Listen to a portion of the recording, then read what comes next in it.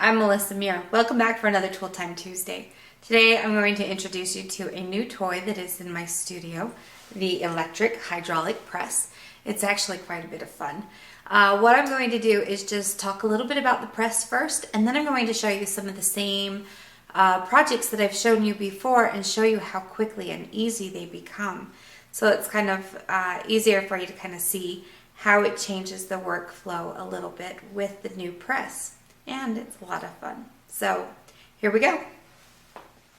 So first, let's talk a little bit about the electric press itself. This is something that is built completely from scratch by Kevin Potter over at Potter USA. It is your basic 20-ton hydraulic press, just like what we've had before. It uses the same standard frame.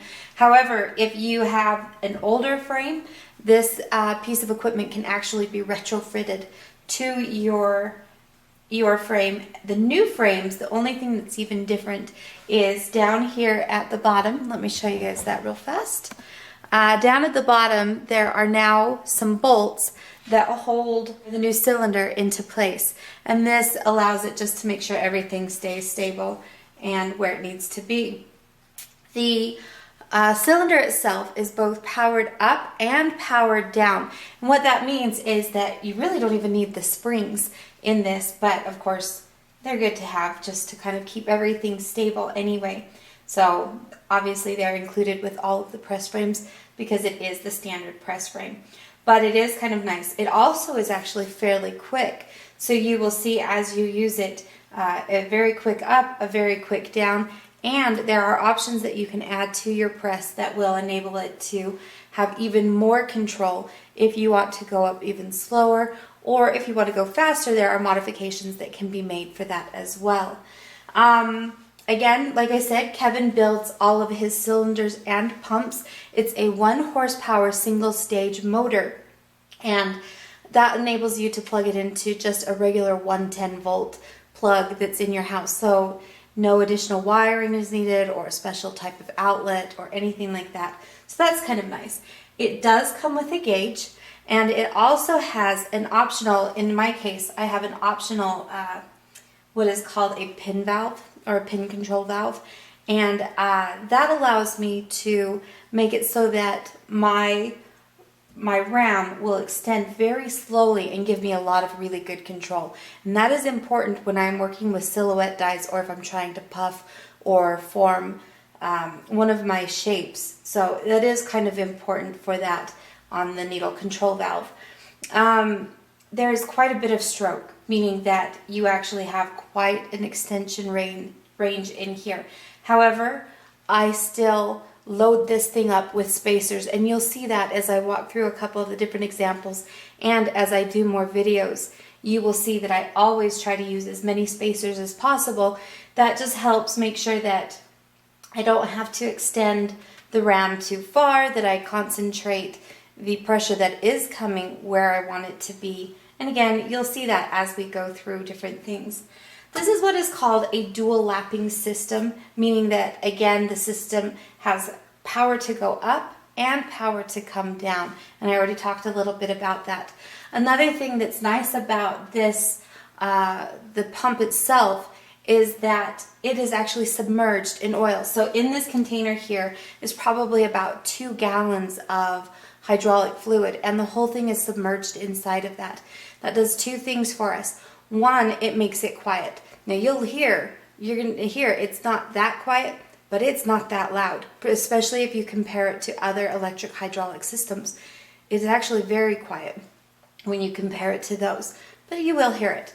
The other thing that's kind of nice about having it submerged is that you don't have a whole lot of extra tubing.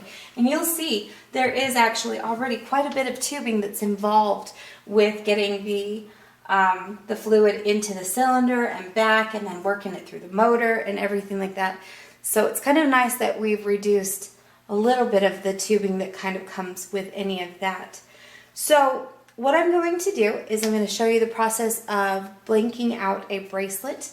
Now, a couple of things that Kevin Potter has started to offer are things like a very large bottom platen spacer. These are made out of aluminum. And the nice thing about that is that you've got this nice big piece of metal, and it's not heavy. So I also have, because I'm going to be blanking out a bracelet, so I have some pattern sheet. I also have my blanking die here. Going to insert that. So I have also my bracelet platen extenders, and these are really heavy. Mine aren't. These are steel. However, they are now offered in aluminum, so they'll do the exact same thing without the heavy, bulky weight. So that's one thing that's kind of nice. So I'm going to get my sheet metal situated in here, lay this down, making certain that everything is centered. Put on my next extender. Now, why do we use these extenders, particularly this one? And it is so that we can give complete pressure to our piece that we're going to be cutting through. You don't want to have part of it hanging off the edge. You run the risk of damaging your blanking dies. So I'm going to turn this on and I'll show you how this works. So there's a switch here in the back of the press. Like I said, you can hear it for sure, but it's not too bad. What I'm going to do is I push the lever up and it's going to extend the platen, push the lever down, and it brings the platen back down. So we'll come and bring this up.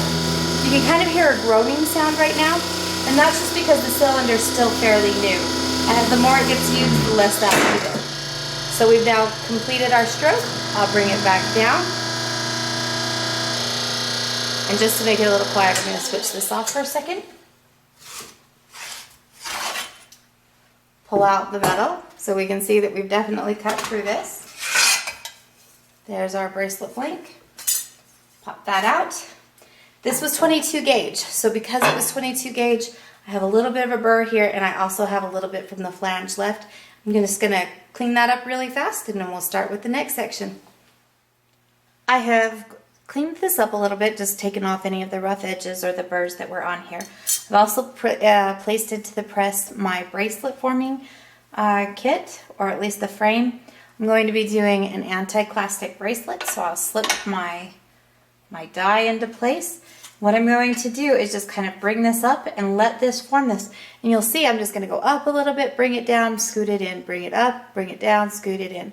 And just making certain that I overlap each of these forming presses so that everything will be formed nicely. So let's get this started. You can see there's quite a bit of speed here. Now, I don't want to bring this up too far, because if you do, you can actually blow right through your urethane. So you don't want to bring it up too far, but just enough that you actually form your piece. Bring it down, bring it in. And you can see that I'm just overlapping this a little bit at a time. And I bring it down just enough so that I can actually move the piece in for the next pressing. You can see how quick this goes, because if I were doing this by hand with a manual jack, I'd have to crank it up, release the pressure, crank it up. It will take much longer.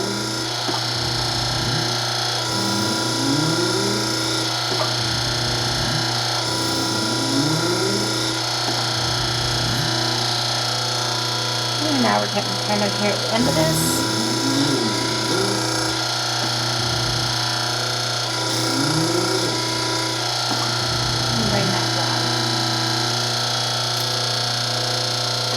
Alright, slip this out of here.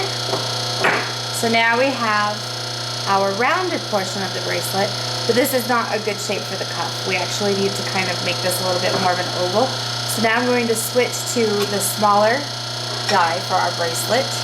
Slip everything back in, and I'm only going to press just right here and right here on the ends, and that will tighten those up a bit so that we can have a good shaped cuff.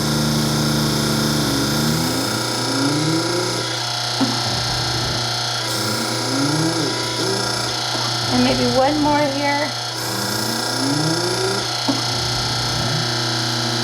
Bring this out and show you.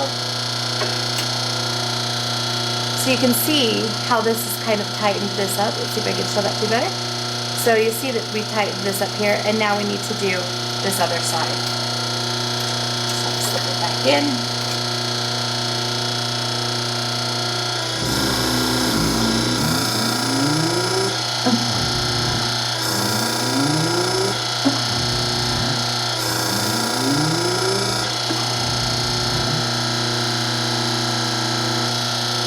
Alright. So at this point, I will just slip my bracelet former out, and then I can easily pull the bracelet off. And there's my cuff. Beautifully formed. Took less than 5 minutes just to do the whole process, to punch it out, clean it up, and form it. So you can see how much faster the electric unit is. It's kind of nice. And I have no fatigue on my arm because I wasn't trying to pump things up or bring it back down again. One other thing I wanted to show you really quickly is one of the safety features that Kevin has put into the motor of this press. And what it is kind of a bypass, so that once you hit that 20-ton pressure, it cuts it off. It just stops pressing. And that way you don't have the risk of damaging your frame, damaging your tools, or anything like that. And you'll notice that we actually hit 20 tons very quickly. So what I'm going to do is I'm going to use my embossing sheets, or the pattern dies that Kevin has. So I place my pattern die into the container, put my metal on top of that. We have a thin piece of urethane that will go on top, and then our pusher.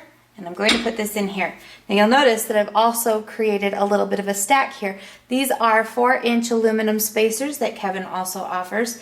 Like I said before, I try to put as many spacers in here as I can, just so that I have a quicker way of getting to the pressure, rather than sitting to wait for everything to come up and then everything to come back down.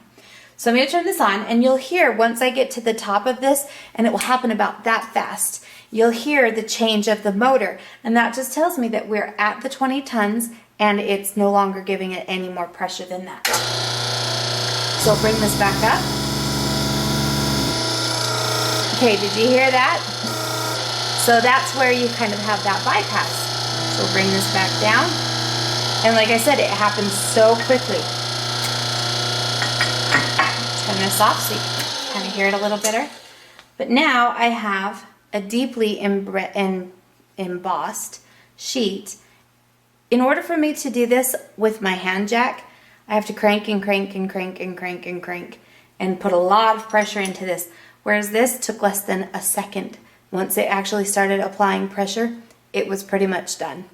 So it's a fantastic tool. You will see many more tutorials coming up, particularly concerning that needle control valve that I talked a little bit about. I'll show you guys some examples of how you can use that to your advantage when you are working with silhouette dies. Thanks so much.